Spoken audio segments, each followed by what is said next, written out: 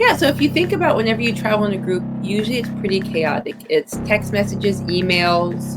If you're doing stuff through iMessage, it's numerous text threads because when you add a new person, it adds a new thread. Apple, y'all need to figure that out. That should not be happening. And just becomes really frustrating. And we said there has to be an easier way to solve that problem. And why not put everything together so everyone can see exactly when people fly in, where we're staying, everything's in one place, itinerary. So if you have to update something, instead of sending a text message and say, hey, y'all, we're leaving at 5 instead of 6. Hey, y'all, did y'all get it? People look at the itinerary. It's a real time. Whatever it says is what it is. But your session at the conference, the title is Weaponized Words, Mastering the Art of Language in Conflict. So how did this session come about? And I know you have a lot of history talking about conflict, but for me, we don't understand truly the power of language. And we don't understand how words can be used against us in a way that can seem very innocuous, but can also be very deadly.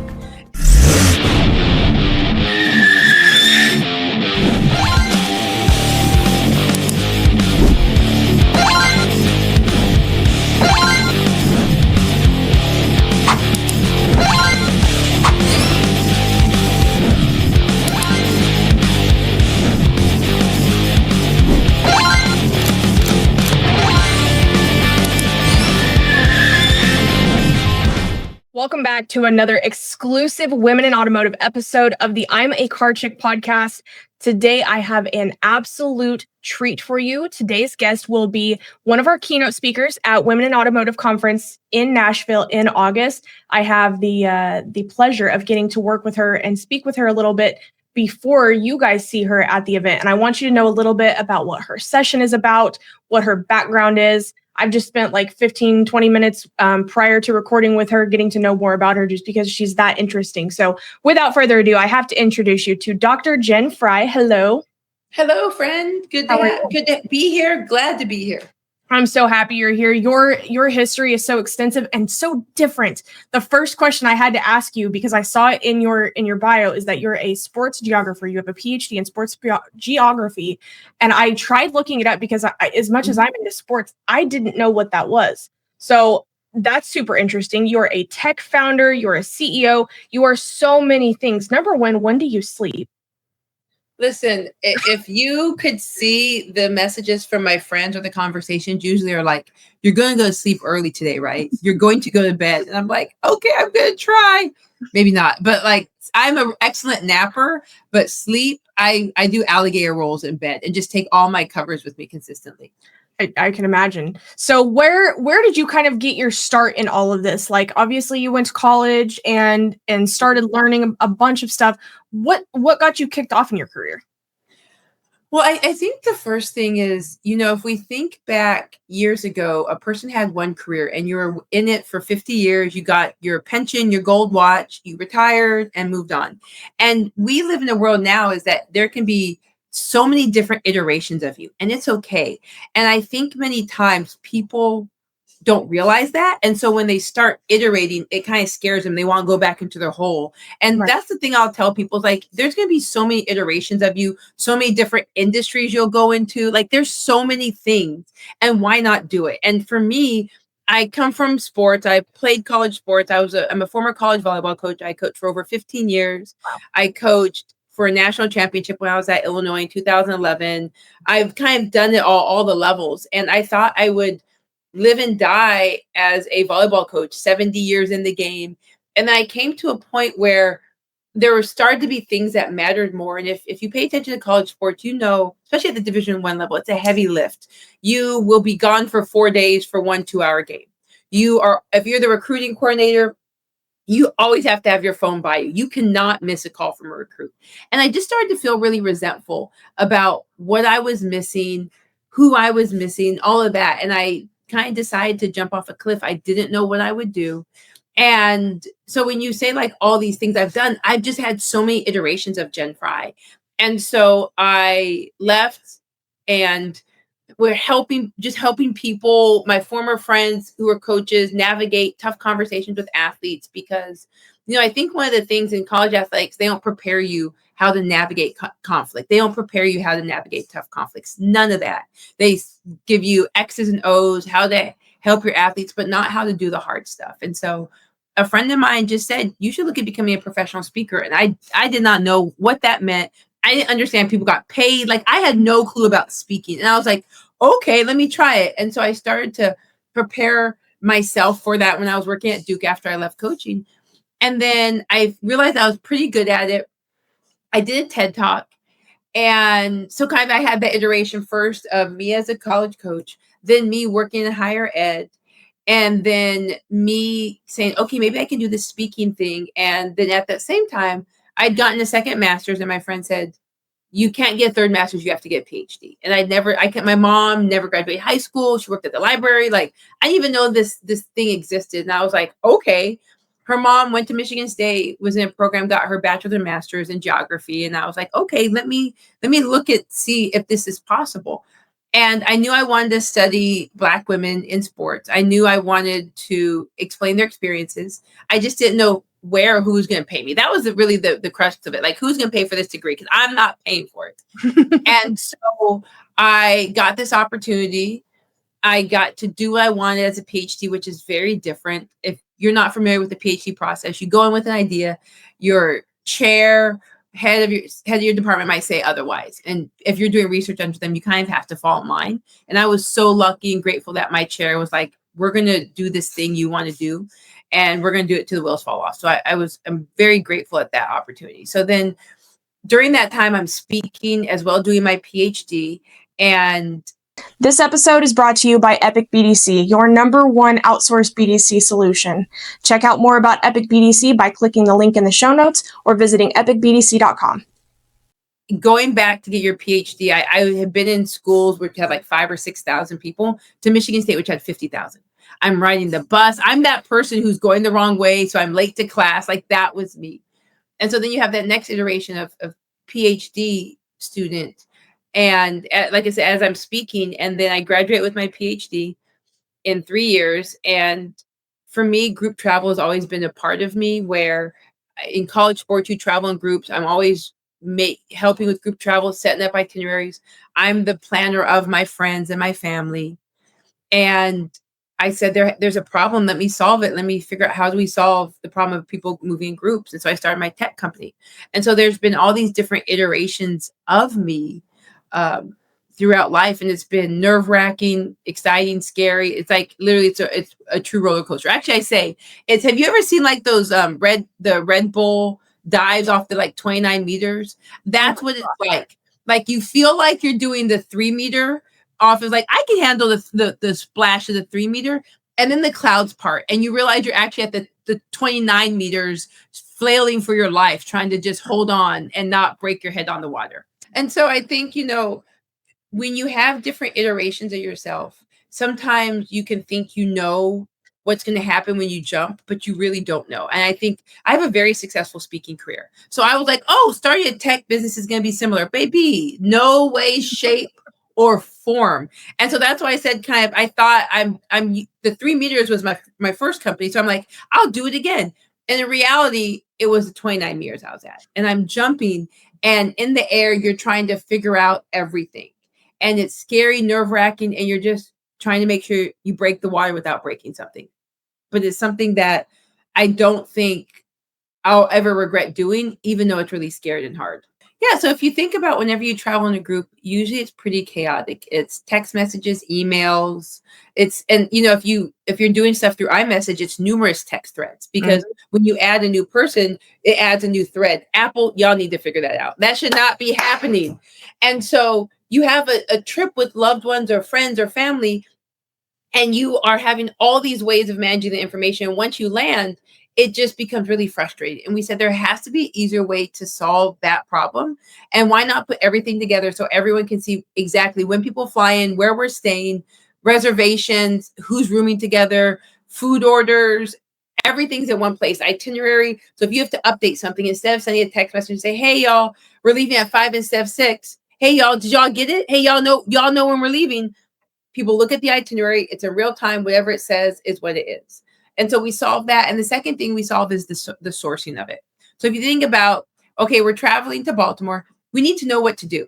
So the first course of action is, who do I know in Baltimore? Hey, Jen, what do we do in Baltimore? The second thing is you'll probably go on Yelp or TripAdvisor. Yelp, you have to go through so many ads now to find places around you. And TripAdvisor, it has great information, but it's not location aware. Meaning you find the best restaurant, but you find out it's 45 minutes away because you have to Google map every single restaurant. Yeah. Proximity, how far away, how much driving time. And so we said, how about we help out with that too? So we work with events. It will geo-fence around the locations, put an invisible fence, and they'll pull up activities, restaurants, ads, sponsors right around you. So at all times, you know exactly what's going on, what's around you, and making life easier. Because moving in a group is already frustrating enough. It shouldn't be frustrating having now find things that are right around your area. So would this work for like personal vacations too, instead of just business trips? It works for anything. The way we look at it is anything that you move in a group, we can help with that. So if you think about personal bridal showers, the day of the wedding, friends groups, family, anything where you have to move a group of people and you're using multiple apps or multiple methods.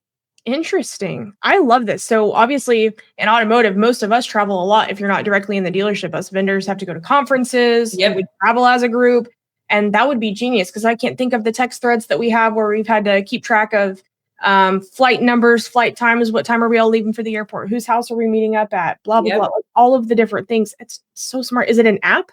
Yep. It's two things. It's a website and an app, because what we saw was that if you are managing it, you want to be able to be on your computer and add things in, and then you also want to be on the app. So it's both, and they move interchangeably. So if you change something on the app, it changes on the website and vice versa. We've also added in because we try to look and say, what are nuanced things that people need? Well, you're going to need a document folder because you're going to be able to want to put different things in there. And yes, WhatsApp has one, but if you have 4 trips coming up and there are 4 different documents, maybe information on the trade show that you want to have. Well, now you have one text thread with 4 different places and it's 4 different documents. And so you're having to scroll through them all or scroll through pin stuff.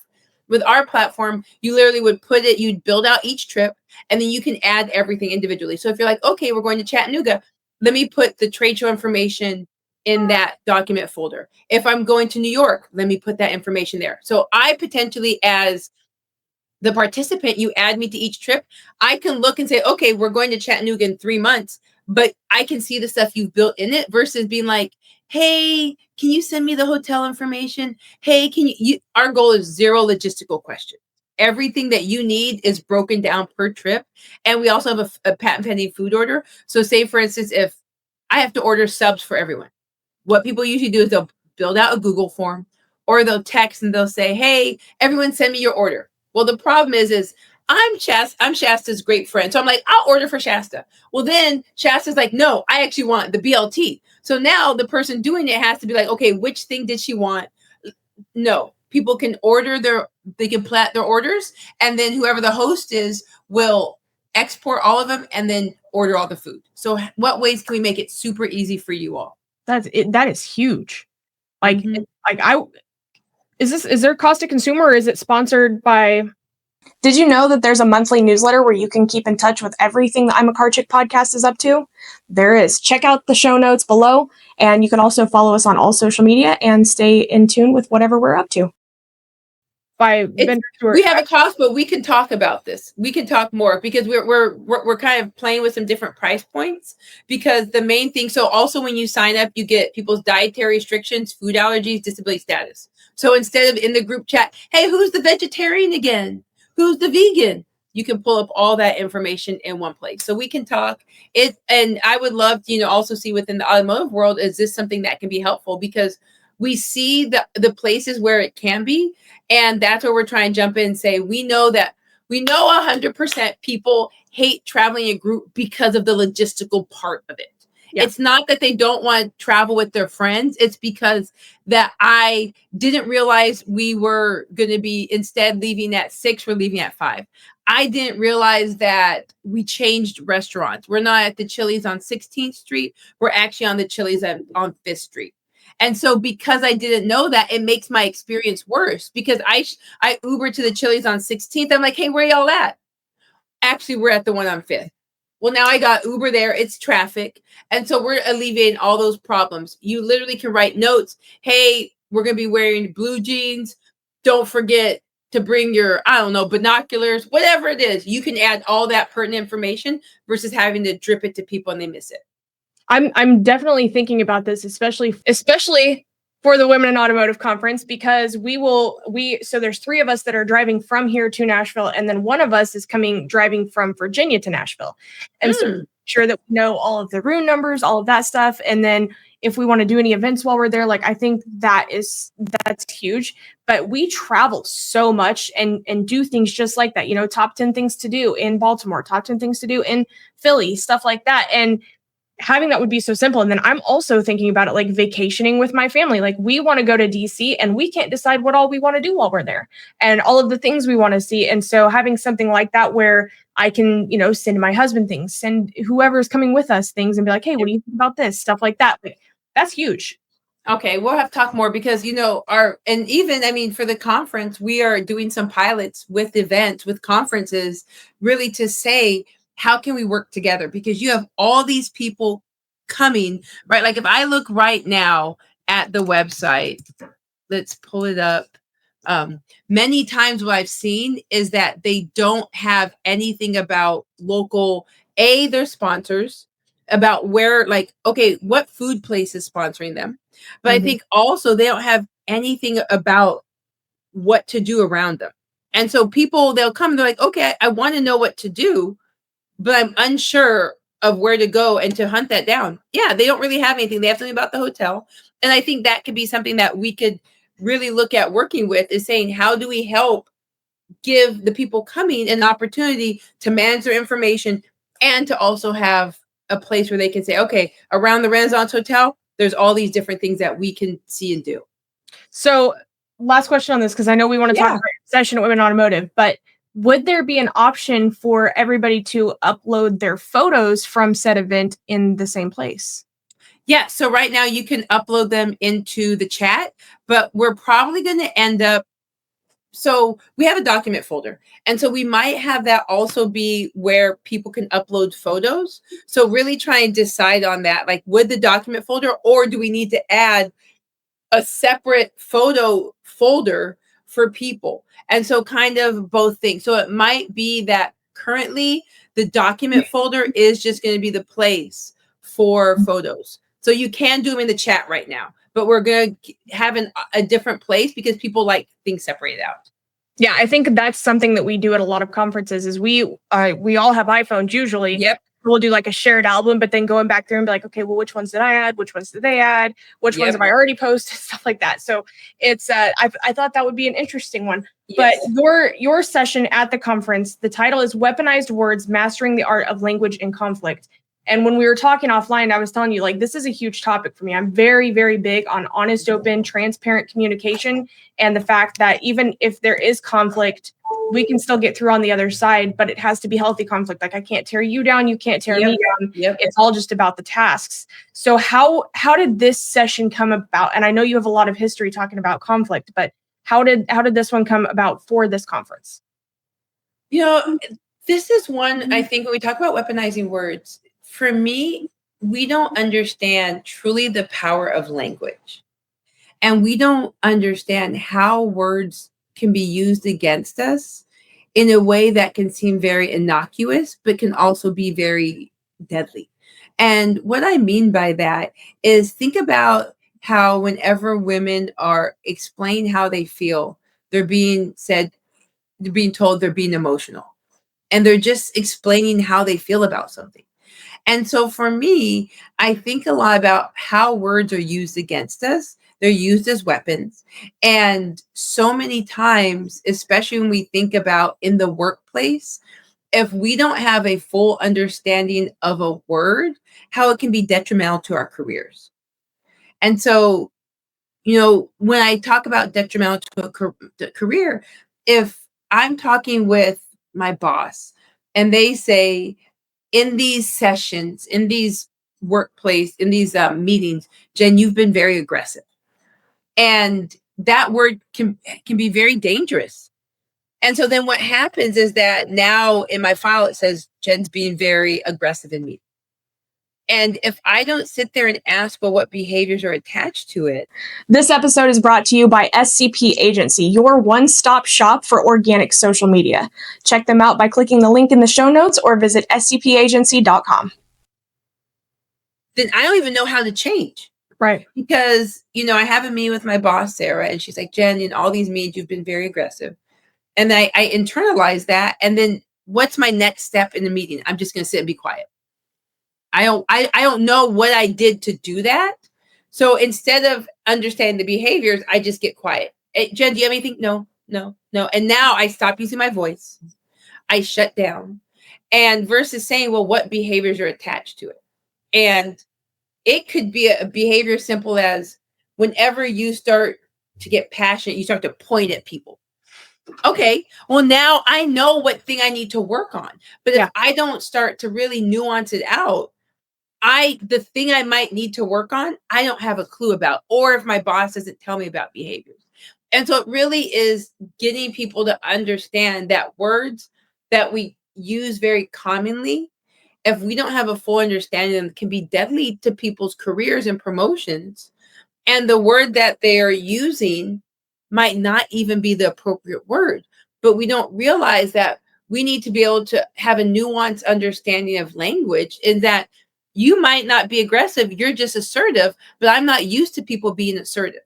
I've never grown up in a household of people being assertive. I've never been able to do it, right? Think about whenever someone tries to assert themselves, if the other person isn't comfortable with it, they're going to shut it down. And so because I'm not comfortable with someone being assertive, I'm going to say you're being aggressive. And so how do we nuance it out and get a bigger vocabulary to explain what people are doing without going for these really hostile words that can shut down people?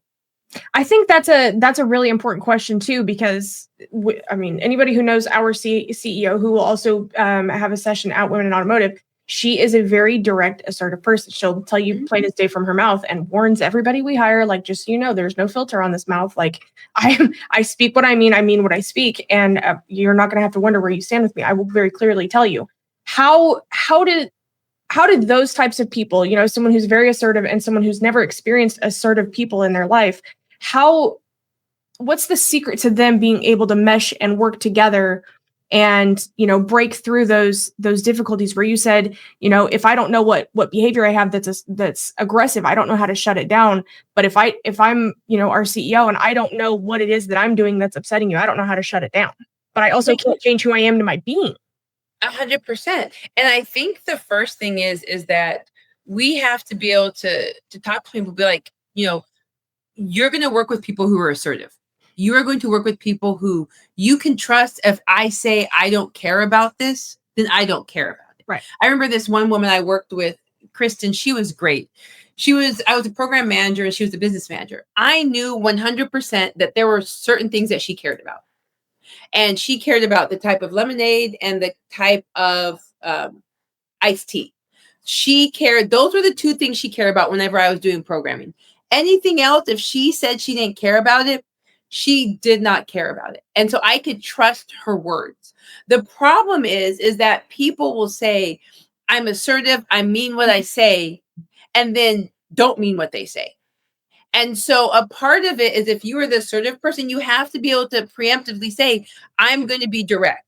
It's not that I'm upset. It's not that I am being rude. I'm just going to be very direct with what I need, what I expect. And that's how I operate. And I know, Shasta, it might take some use for you to get used to it, but this is how I operate. Right. And I'm a very direct person. I was doing a panel discussion a few days ago, and we were able to have some breakouts with people. And some of the people were talking. I was like, what is it you need from me? I need you to get to the point, because I can't help you with what you're saying right now. And this guy came up afterwards. He was like, I appreciate you because you were very direct with it. And I'm like, I'm not here to hurt your feelings. I'm not doing that. But I need to know how to get from point A to point B. And right now we're at 0.59. I can't help you at 0.59. I need to be in between points A and B. And so I think the first thing, if we talk about someone that's assertive, is to preemptive, like, this is how I am. This is how I operate. And if you have any questions, and if you're questioning what I mean, I please come and talk to me. And it might be hard for you at first because you're not used to growing up with that. You're not used to working in that environment, because maybe the environment you came before, if you asked a question, people got defensive because you were questioning them and their intelligence and their work ethic and all that. And so some of it is you have to preemptively strike. You have to be like, here's how I work. Here is how I think. And so my chief of staff has had to work on that. And so now she'll ask, she's like, do you mean me in this email when you say we, or do you mean you? And I'll say, thank you. I mean me, or I mean you. And I know, okay, I need to make sure I say you with this.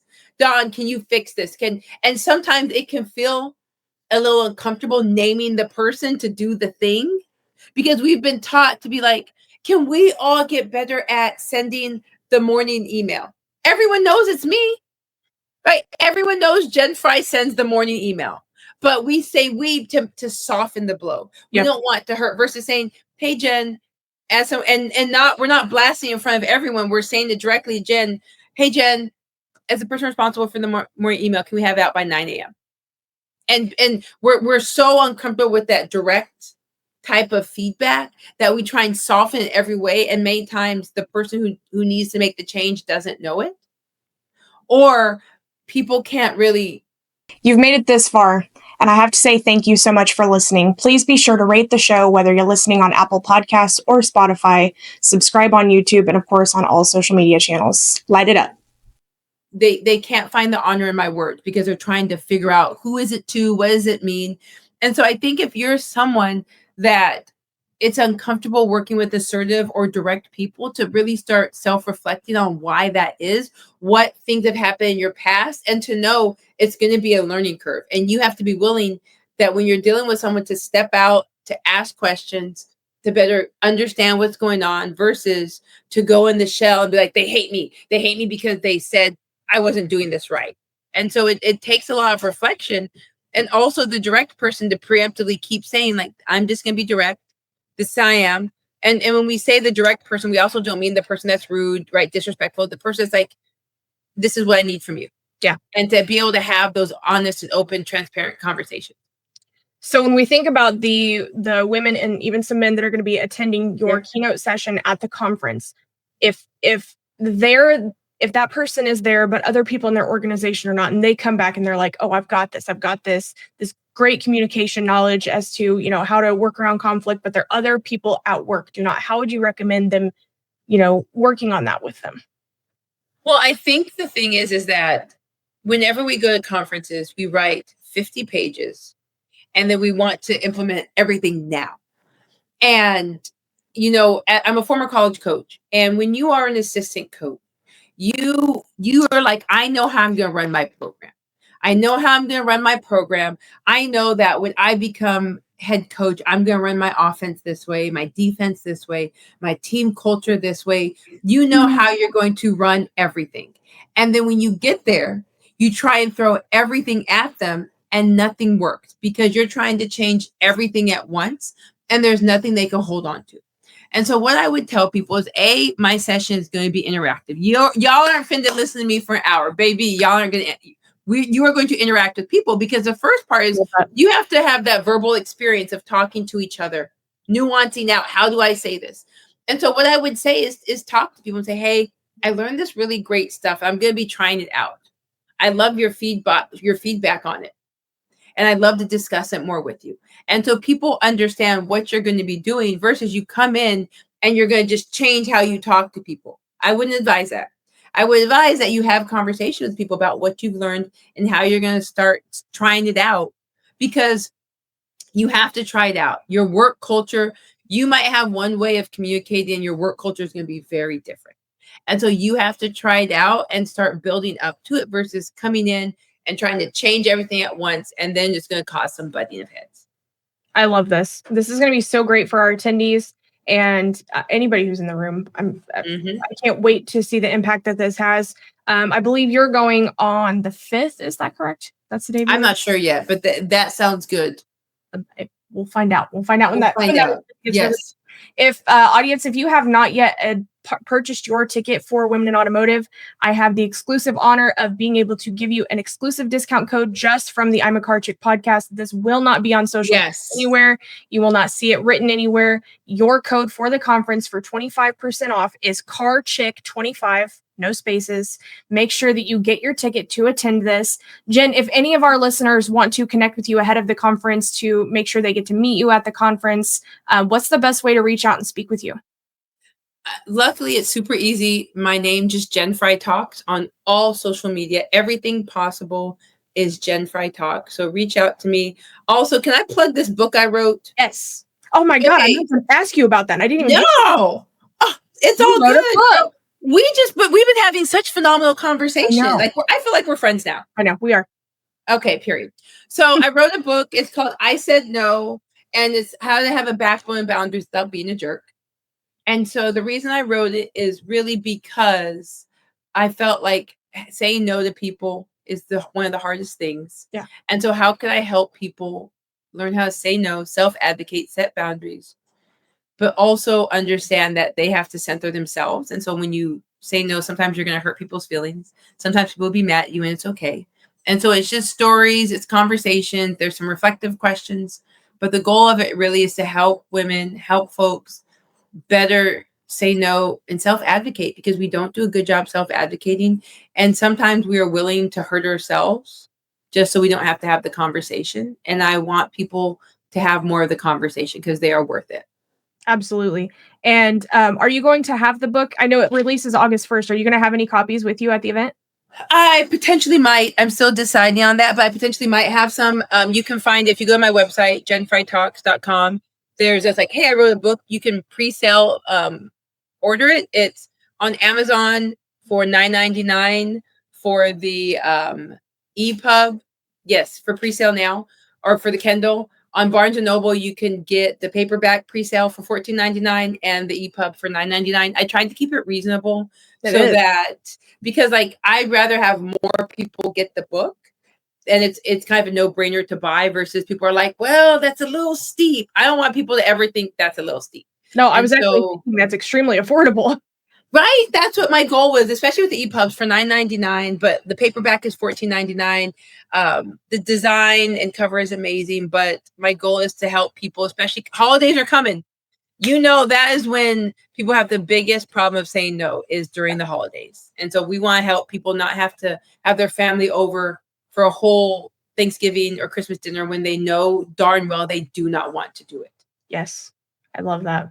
Jen, I am so excited I got to speak with you today and learn more about you and about, all of your experience. And I can't wait to meet you at the conference. And we are absolutely fast friends now. I love it. Absolutely. You are gonna definitely make some impact at this event. I cannot wait for it. I appreciate you just taking the time to chat with me on this Monday, and we will be having a drink at the conference. And y'all need to use your discount code to get your ticket, because there's gonna be some phenomenal speakers. Yes, absolutely. If you haven't yet, make sure to go to womeninautomotive.com to get your ticket now. Jen, thank you so much, and I will see you in August. Yes.